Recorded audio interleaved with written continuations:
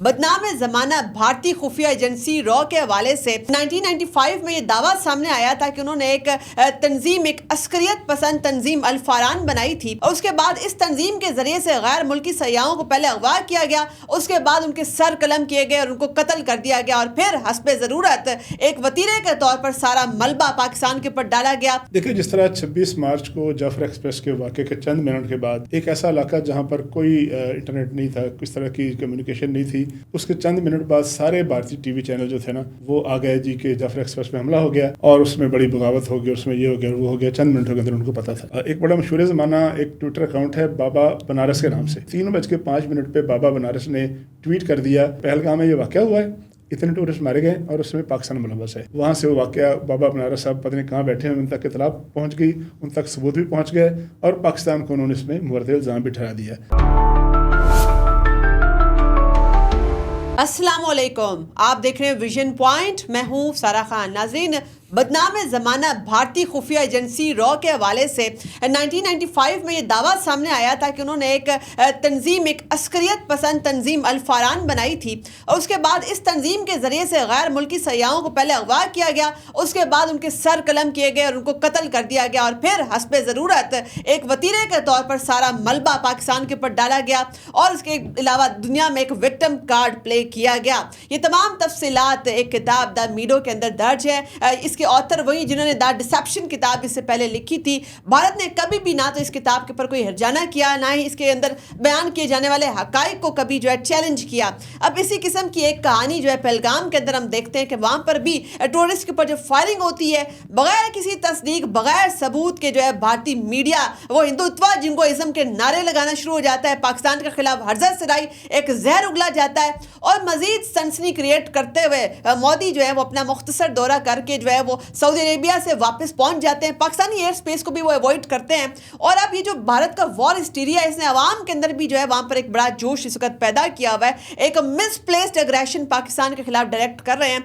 मकासद क्या है, ये ट्यून किस लिए सेट की जा रही है, टाइमिंग इसकी किस लिहाज से इंपॉर्टेंट है, क्या मजीद जो है कश्मीरियों के हकूक गासिब करने हैं, पाकिस्तान के हवाले से क्या नापाक अज़ाइम इस वक्त भारत के तमाम चीज़ें, तमाम सवालात रखते हैं। हमारे साथ मौजूद है तारिक चौधरी साहब, सीनियर तज्ज़िया निगार। आपके वक्त का बहुत शुक्रिया तारिक साहब।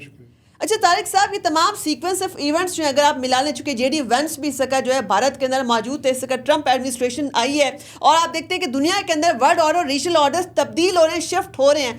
मोदी रिजीम इस वक्त जो है क्या अचीव करना चाहती है। पहलगाम के अंदर इंसिडेंट होता है बगैर तहकीक, बगैर सबूत के, पहले से लगता है कि रो एफिलिएटेड अकाउंट्स जो मीडिया सारा का सारा जो है वो हिंदुत्व भगत की शानों के ऊपर नाचते हुए सिर्फ पाकिस्तान को मुर्द इल्ज़ाम ठहरा रहा है।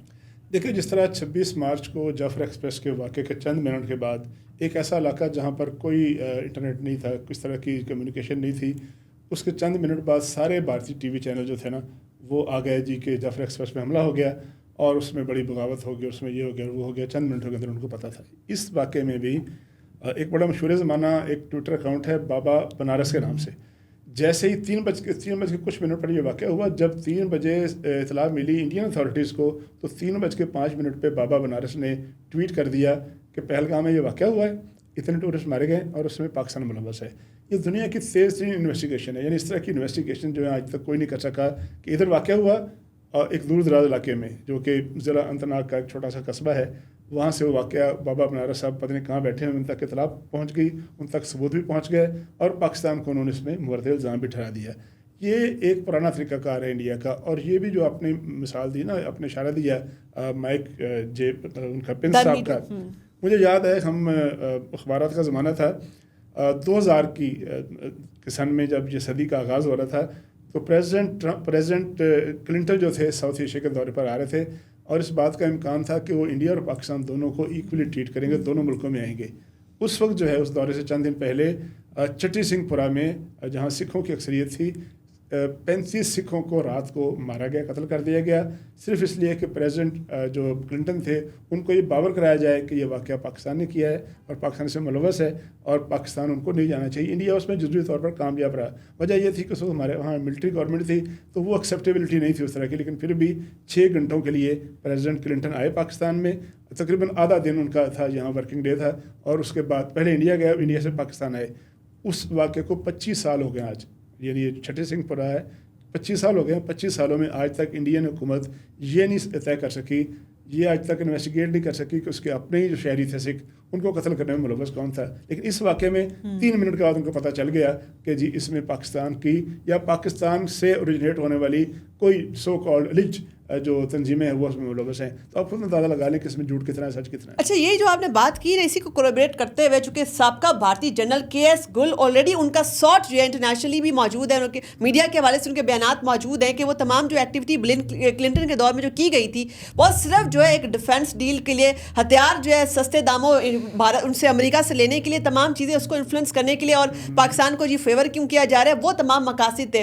इस वक्त अगर आप जो है रीजनल ऑर्डर को देखें, साथ साथ आप ये भी देखते हैं कि मकबूजा कश्मीर के अंदर भारत ने बड़ी एफर्ट की वहाँ पर नॉर्मलसी क्रिएट करने की, दुनिया को धोखा देने के हवाले से जो है एक G20 मूड भी कराने की कोशिश की। सब अच्छा है, वहाँ पर तमाम हकूक गासिब करके इस वक्त वक्फ बिल भी इंडिया के अंदर जो है लाया जा रहा है, मुसलमानों की प्रॉपर्टीज़ के ऊपर कब्जा किया जा रहा है, गासिब किया जा रहा है, शदीद तरीन रद्द अमल आ रहा है। मकबूजा कश्मीर के अंदर पहले से लावा फूट रहा था, चूँकि वहाँ पर सारी डेमोग्राफिक डिवाइड होगी, सारी की सारी जो है मुसलमानों की अक्सरियत अकलियत में तकसीम करने के लिए पूरा प्लान जो है इस वक्त वो ऑपरेशनलाइज है।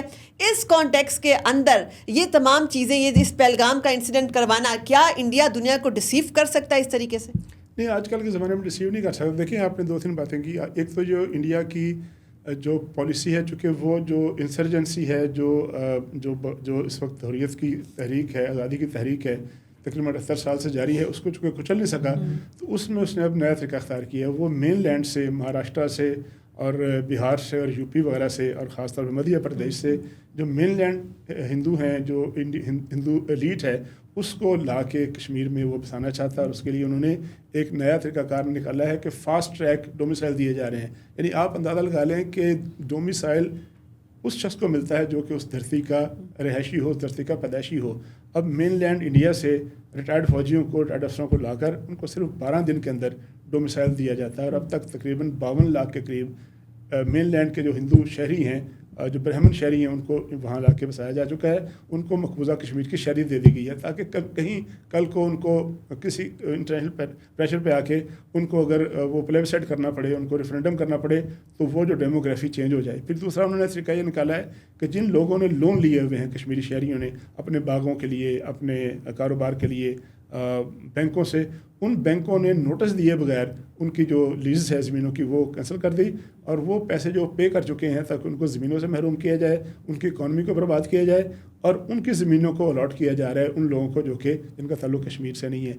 फिर वहाँ रिटायर्ड फ़ौजी अफसरों की कॉलोनियाँ बसाई जा रही हैं, उन लोगों को बड़ी तादाद में बसाया जा रहा है, ताकि एक वक्त आए कि मुसलमान, जो इंडियन मुसलमान है, मकबूजा कश्मीर में रहता है, कश्मीर का शहरी है, उसकी तादाद अक़लियत में तब बदल जाए, और वहाँ जो सिख या वहाँ जो हिंदू हैं, वो जो प्रो इंडिया हैं, उनको बसाया जाए। दूसरी बात आपने कही कि वजह क्या है। वजह यह है कि इस वक्त इंडिया, इस वक्त अमेरिका और चाइना में ये जो टैरिफ के मामले पर बहुत बड़ी वार लगी हुई है, और प्रेसिडेंट जो ट्रंप है, उनकी कोशिश है कि इंडिया को अपने साथ खड़ा किया जाए। एक बड़ा मुल्क जो कि इस खत्ते का रहने वाला हो, इस खत्ते में हो, वो उसको इतना मराहत दिए जाएँ, इतना उसको जो है पैम्पर किया जाए कि वो चीन के मुकाबले में उसके ख़िलाफ़ खड़ा हो जाए।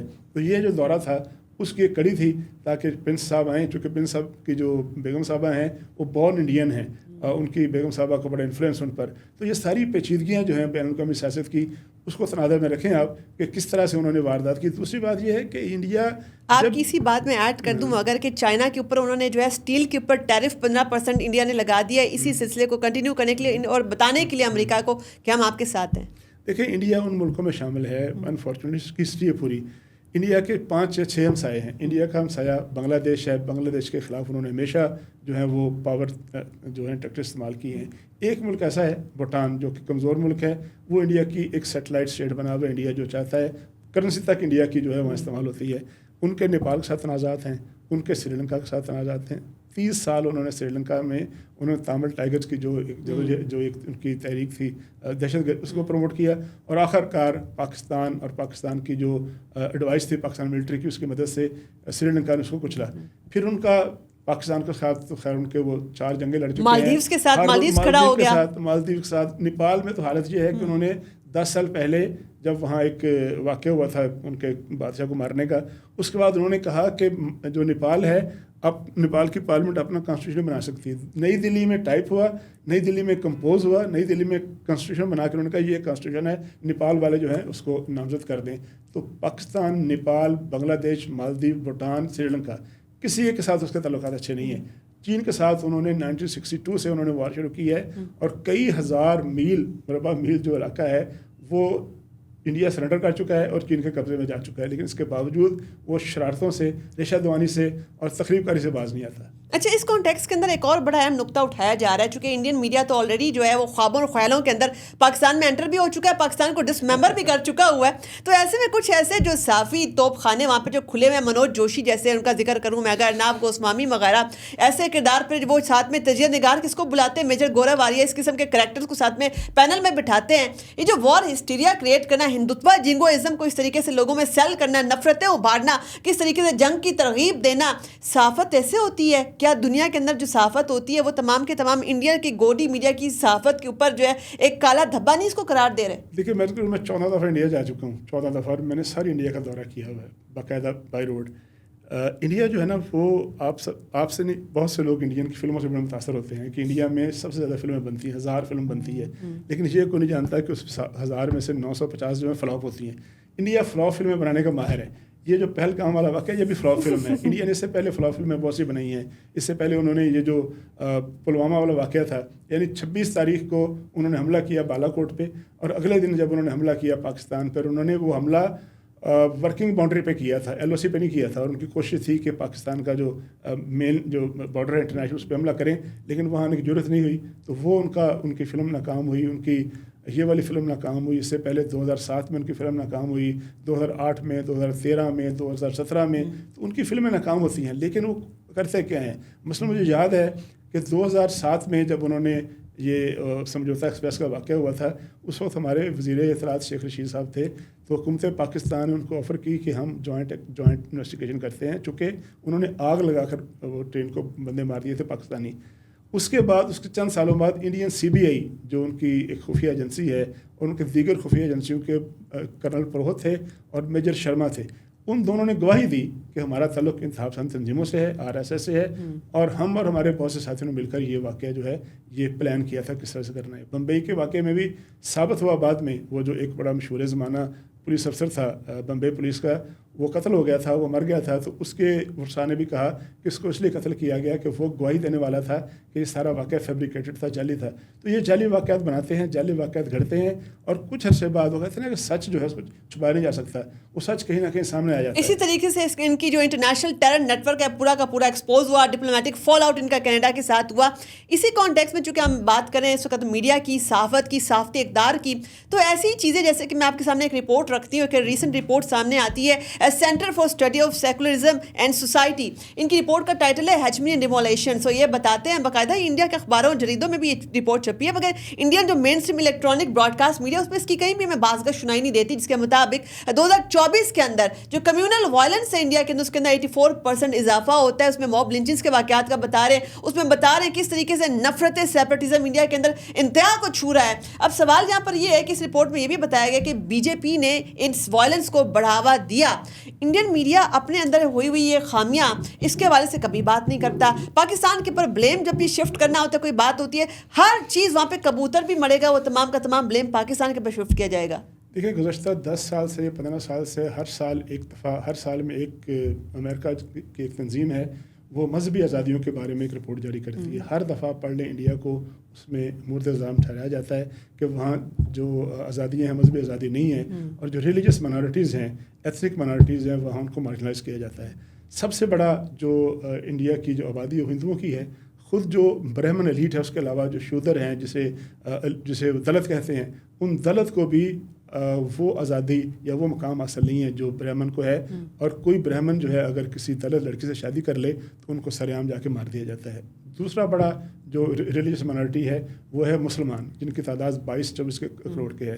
600 سے زیادہ جو مسلمانوں کے جو بڑے مقامات ہیں، تاریخی مقامات ہیں، ان کو یا گرایا جا چکا ہے یا ان کو گرانے کا وہ لسٹ جاری کر چکے ہیں، انکلوڈنگ بابری ماسک.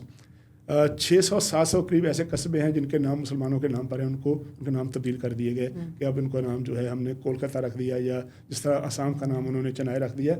इसी तरह मुसलमानों पर, यानी वो ऐसा मुल्क है जिस पर आपको अपने घर के अंदर अपनी मर्ज़ी की खुराक खाने की इजाज़त नहीं है। ऐसे वाक़यात भी हुए कि हिंदू जो एक्सट्रीमिस्ट थे किसी के घर में घुसे, उसका फ्रिज खोला और कहा कि तुम्हारे घर के फ्रिज में बीफ है, तुम बीफ नहीं खा सकते, क्योंकि हमारा बीफ के साथ, गाय के गोश्त के साथ बड़ा तकद्दस इन्वॉल्व है, तो उनको मार दिया गया। यानी लोगों को शादी करने पर मार दिया जाता है, लोगों को खाना खाने पर मार दिया जाता है, लोगों को नमाज़ पढ़ने पर मार दिया जाता है, लोगों को इबादत करने पर मार दिया जाता है। तीसरी बड़ी कम्यूनिटी वहाँ सिख हैं। सिखों का जो सबसे मुतबर्रक मुक़द्दस मकाम है गोल्डन टेम्पल अमृतसर में, जहाँ पर जो उनकी मुक़द्दस किताब है गुरु ग्रंथ, वो पढ़ी होती है, जैसे कहते हैं अकाल तख्त कहते हैं, यानी वहाँ वो रूल करता है सिम्बॉलिकली। उसमें 84 में इंदिरा गांधी ने ऑपरेशन किया और उसको ताराज किया, मलियामेट किया। उसके नतीजे में इंदिरा गांधी खैर बाद में मारी भी गई। आज तक सिखों के ख़िलाफ़ जो है वहाँ पर कत्ल व गारतगरी होती है, और जो सिख फरार होकर बाहर चले गए हैं, कनाडा में, न्यूजीलैंड में, वो जो एक 5 मुल्कों की इंटेलिजेंस तंजीम है, 5 आइज़, जिसमें न्यूजीलैंड भी है, ऑस्ट्रेलिया भी है, बरतानिया भी है, अमेरिका भी है। उनकी रिपोर्ट है कि जो इंडियन इंटेलिजेंस के जो ऑपरेटर हैं या उनके लिए काम करने वाले हैं, वो सिखों का कत्लेआम कर रहे हैं, कत्ल कर रहे हैं दूसरे मुल्कों में। चौथी सबसे बड़ी कम्युनिटी वहाँ क्रिश्चियंस की है। क्रिश्चियन नन्स पर और क्रिश्चियन चर्चों पर, एक नहीं दो नहीं, मणिपुर में और दीगर रियासतों में जहाँ क्रिश्चियन बहुत बड़ी तादाद में हैं, उन पर हमले किए जा चुके हैं और उनको मारा जा चुका है, उनके चर्चों को जला दिया गया है। 5वां बड़ा वाक़या ये है कि जो भी टूरिस्ट वहाँ पर आता है, आपको पता है दिल्ली जो है, दिल्ली को कैपिटल ऑफ रेप कहा जाता है। कोई खातून जो है तनहा रात के वक्त जाए तो उसके मुकद्दर में लिखा होता है कि ये कोई ना कोई उसके साथ वाक़या पेश आएगा। और जो टूरिस्ट आते हैं वहाँ पर, सबसे ज़्यादा टूरिस्टों के साथ बदसलूकी और रेप के वाक़यात इंडिया में पेश आते हैं। ये शाइनिंग इंडिया का भयानक चेहरा आपने जिस तरीके से बेनकाब किया। अब सवाल यहाँ पर ये है, जो आपकी क्विक टेक इसके ऊपर चाहिए होगी, कि बुचर ऑफ गुजरात को रूल करने वाला, बुचर ऑफ गुजरात जिसका इंडिया को रूल कर रहा है, उसका इंडिया, हिंदुत्व इंडिया, इस वक्त क्या ये हिस्टोरिक गलती, ये ब्लंडर खड़ेगा कि पाकिस्तान को के अंदर किसी भी तौर पर दरअंदाजी करे, पाकिस्तान को किसी तरीके से प्रोवोक करे, कि जिस तरीके से उनका मीडिया जो है बार बार कमेंट्री कर रहा है, घुस के अंदर मारेंगे, घर के अंदर घुस के मारेंगे, ये हिस्टोरिक ब्लंडर इसका मोदी का इंडिया कर सकता है क्या? देखें, उनकी ख्वाहिश है, लेकिन वो ख्वाहिश कभी पूरी नहीं होगी, इसलिए कि पाकिस्तान अल्हम्दुलिल्लाह, पाकिस्तान में 24 करोड़ रिलिजेंट अवाम हैं। पाकिस्तान की बड़ी एक्टिव और वार हार्डेंड जो है पाकिस्तान की 8 लाख आर्मी है।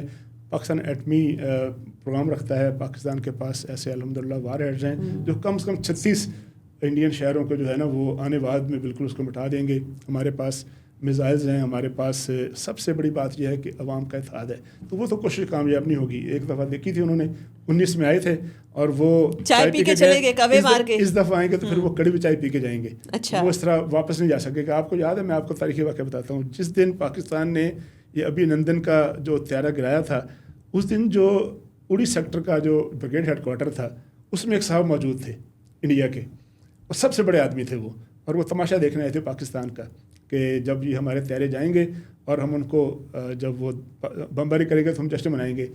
उस शख्सियत को लॉक करके हमारे त्यारों ने लॉक करके कि फ़लाँ साहब फ़लाँ जगह मौजूद थे, बता दिया कि हम सिर्फ एक बटन दबाते तो वो साहब जो थे, वो जो बड़े फौजी अफसर थे, वो ख़त्म हो जाते। इंडिया के दोस्तों को, बरतानिया को, सब बड़े मुल्कों को वो तस्वीर भेज दी गई थी, वो स्क्रीन शॉट भेज दिया गया कि ये साहब हैं, फ़लाँ जगह मौजूद हैं, एक बटन दबाना था। तो उनको पता है इस बात का, पाकिस्तान की कैपेसिटी का, पाकिस्तान की कैपेसिटी क्या है। वो किधर बकरियाँ देते हैं, वो धमकियाँ देते हैं, तमाशा दिखाते हैं। कहीं से कोई, जिस तरह आज एक वाक़या हुआ है कि 2 बेचारे वो कश्मीरी थे, बाग के रहने वाले, एक का नाम शायद ग़ुलाम सादिक है या ग़ुलाम फ़ारूक है और एक का नाम मोहम्मदीन है। उनको उन्होंने पकड़ के कहा कि ये जी वो उस वाक़े में मुलव्वस है और उनको कहीं और टीआरएफ के साथ एफिलिएट कर दिया। बिल्कुल इस तरह के जो बेगुनाह कोई चरवाहा है, कोई बेचारा कोई भूल के चला गया बच्चा, उसको पकड़ के वो जान से ज़रूर मार सकते हैं, उसका जो है वो नुकसान कर सकते हैं। लेकिन पाकिस्तान के अंदर घुसने का, वो घर में घुसने वाली बात, पाकिस्तान तो कई दफ़ा घुस चुका है वहाँ पे, कई दफ़ा घुस के मार चुका है। हमने तो 65 में खेमकरन फतह कर लिया था, हमने तो और बहुत से स्टेशन फतह कर लिए थे।